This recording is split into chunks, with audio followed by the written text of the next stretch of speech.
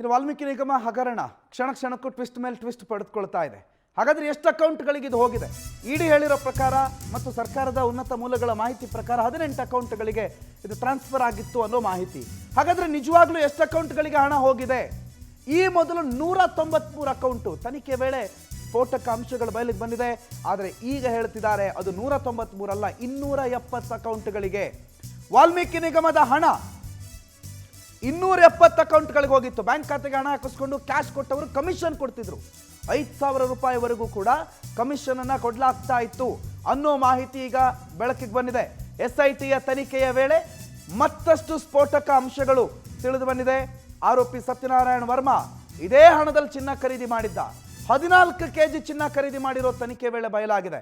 ಸತ್ಯನಾರಾಯಣ ವರ್ಮಾ ಕಾಳಸಂತೆಯಲ್ಲಿ 8 kg, ಹೈದರಾಬಾದ್ನ ಚಿನ್ನದ ಅಂಗಡಿಯಲ್ಲಿ 6 kg ಚಿನ್ನ ಖರೀದಿ ಮಾಡಿದ್ನಂತೆ. ಬ್ಯಾಂಕ್ ಮೂಲಕವೇ ಚಿನ್ನ ಖರೀದಿಗೆ ಹಣ ಸಂದಾಯ ಮಾಡಿದ್ದಾನೆ ಅನ್ನುವ ಮಾಹಿತಿ ಇದೆ. ಚಿನ್ನಾಭರಣ ವ್ಯಾಪಾರಿಗಳ ಬ್ಯಾಂಕ್ನಲ್ಲಿದ್ದ 6 ಕೋಟಿ ಹಣವನ್ನು ಫ್ರೀಸ್ ಮಾಡಲಾಗಿದೆ. ದೀಪಾ ಈ ಬಗ್ಗೆ ಹೆಚ್ಚಿನ ಮಾಹಿತಿಯನ್ನು ಕೊಡ್ತಾರೆ. ನೇರ ಸಂಪರ್ಕದಲ್ಲಿ ಡೆಸ್ಕ್ನಿಂದ ಜಾಯ್ನ್ ಆಗಿದ್ದಾರೆ. Deepa, good morning. ಯಾರಿದು ಸತ್ಯನಾರಾಯಣ ವರ್ಮಾ? ಈತನ ವಿಚಾರಗಳು ಒಂದೊಂದಾಗೆ ಬಯಲಾಗ್ತಾ ಇದೆ. ಜೊತೆಗೆ 270 ಅಕೌಂಟ್ಗಳ ರಹಸ್ಯ ಏನು? SIT ತನಿಖೆಯ ಲೇಟೆಸ್ಟ್ ಅಪ್ಡೇಟ್ಸ್ ಏನಿದೆ ದೀಪಾ?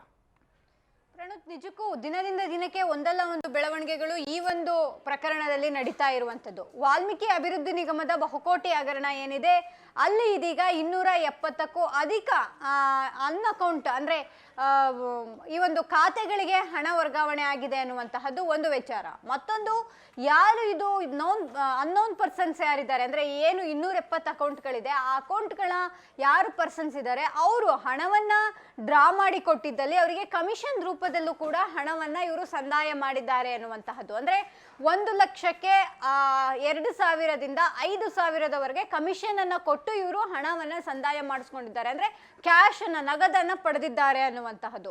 ಮತ್ತೊಂದು ವಿಚಾರ ಏನು ಅಂತಂದ್ರೆ, ಕಾಳಸಂತೆಯಲ್ಲೂ ಕೂಡ ಸುಮಾರು 14 kgಯಷ್ಟು ಚಿನ್ನ ಖರೀದಿಯನ್ನ ಮಾಡಿದ್ದಾರೆ. ಆ ಚಿನ್ನ ಖರೀದಿಗೆ ನೇರವಾಗಿ ಆ ಒಂದು ಬ್ಯಾಂಕ್ನಿಂದ ಹಣ ಸಂದಾಯ ಆಗಿದೆ. ಅದು ಒಂದು ಕಾಳಸಂತೆಯಲ್ಲಿ ಹಾಗೂ ಹೈದರಾಬಾದ್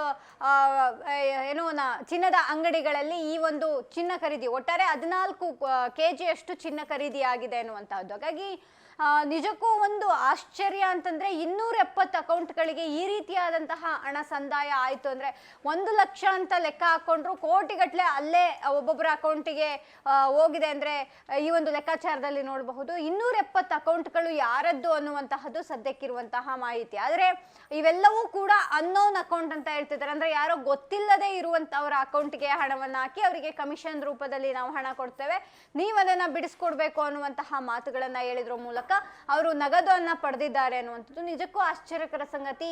ಈ ರೀತಿಯಾದಂತಹ ದೊಡ್ಡ ಪ್ಲಾನ್ ಒಂದನ್ನ ಮಾಡಿದ್ದಾರೆ ಅಂದ್ರೆ ಇನ್ನು ಎಷ್ಟು ಈ ರೀತಿಯಾದಂತಹ ಒಂದಿಷ್ಟು ಅಕೌಂಟ್ಗಳು ಕ್ರಿಯೇಟ್ ಆಗಿದಾವೆ ಅನ್ನುವಂಥದ್ದು ಕೂಡ ತನಿಖೆಯಿಂದ ಹೊರಬರಬೇಕು. ಪ್ರಣತ್, ಥ್ಯಾಂಕ್ ಯು ದೀಪಾ ಮಾಹಿತಿಗೆ.